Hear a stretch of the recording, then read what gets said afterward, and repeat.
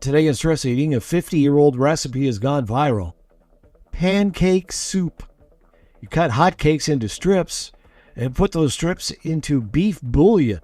Some commenters have pointed out that pancake soup is actually an old German recipe called filet de suppa. I probably butchered that, but that's what they call it. Times are hard in the mid-70s at any rate, and they're headed that way again, so I'm making a mental note for the recipe for pancake soup. Sounds pretty simple. No pancake soup for you if you win the Powerball. No one did last night. Wednesday's drawing could be worth $1.3 billion. Hershey, Pennsylvania, a kid is fined after separating from his parents at Hershey Park. He was seen about 20 minutes after disappearing in a restricted area near a not currently running monorail. And then people really freaked out when they saw the kid walking on the elevated monorail track. Kind of like the dad instincts kicked in, and then it was just trying to figure things out and how to get up there as fast as possible. Absolute relief, and even I could feel it in him, the relief, as soon as he got into my arms, and thank goodness he came straight into my arms, and it went nice and simply in that sense. They reached out to me this morning, so we were able to talk, obviously a lot of thanks and everything. That was park goer John Simpson, who swung into action, climbing up on the track and bringing the kid down safely. Crescent City, California. Frito-Lay truck went off the road, rolled down 100 feet into a river canyon, and landed on all of its tires. The driver walked away with only minor injuries. Have we checked on the potato chips and the chili cheese Fritos, which are delicious and way too expensive these days? Did anyone check on those? We reported on the calamitous weather at Burning Man last week. The Orgy Dome just... I don't know. The words Orgy Dome just crack me up. The Orgy Dome destroyed by high winds. The first Burning Man baby was born over the weekend, and that's quite a story. It seems the woman didn't know she was pregnant.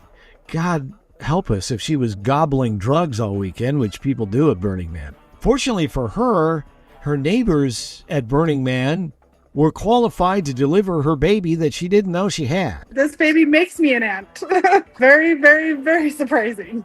My brother and his wife, Kayla, this was their first time to Burning Man. Kayla woke up, wasn't feeling great. My brother, Casey, ran out and said, I need help. Within minutes, they had like an OBGYN in his underwear helping. They had so many of the right people so close. There were no signs of pregnancy. We were at the lake the weekend before. She was in a swimming suit. She did not look pregnant.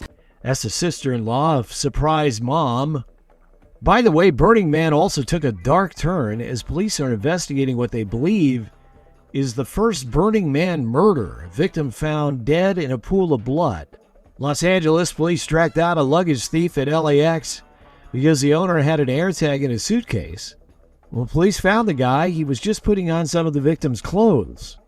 Tustin, California. Police pulled over a man in a Maserati. I don't know if it goes 185, but they made a stunning discovery. 90 empty cans of nitrous. There's hardly room for the driver. Stoke-on-Trent, England. Cops had to escort a woman out of Kids Fun Day over the weekend.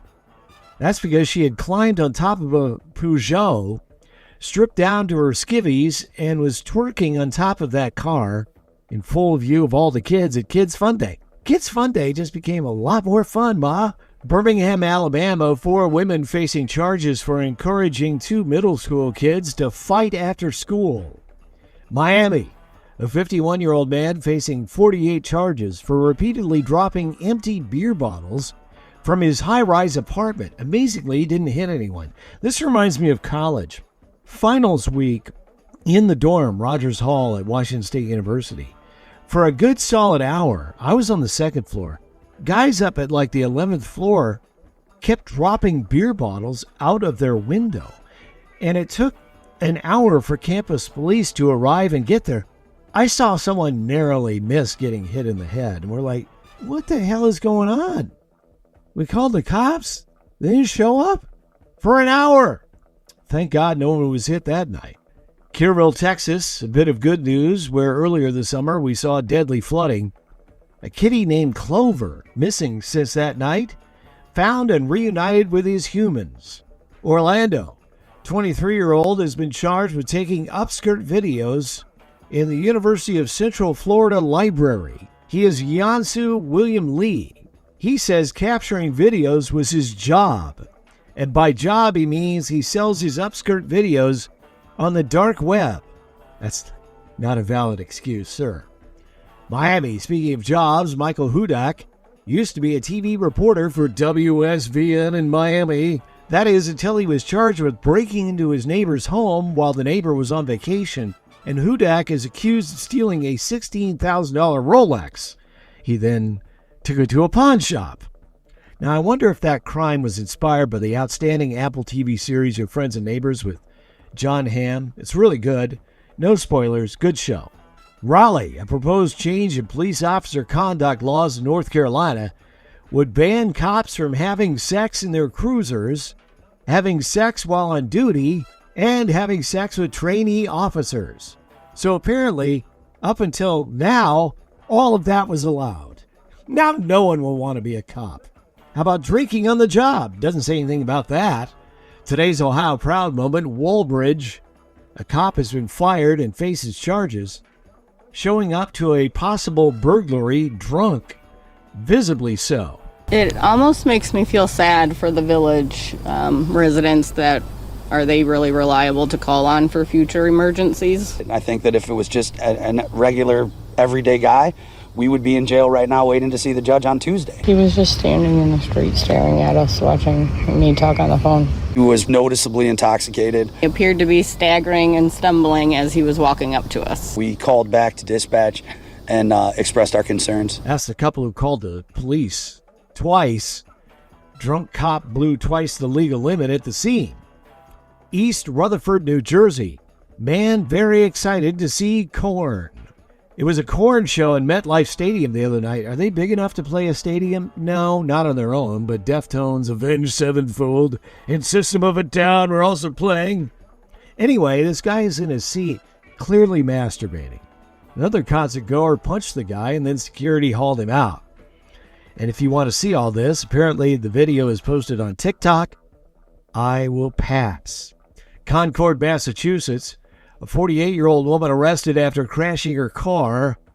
That's because in the hours before the crash, she had left a suitcase in a convenience store, pulled the fire alarm, and walked out. The bomb squad had to deal with that suitcase just in case.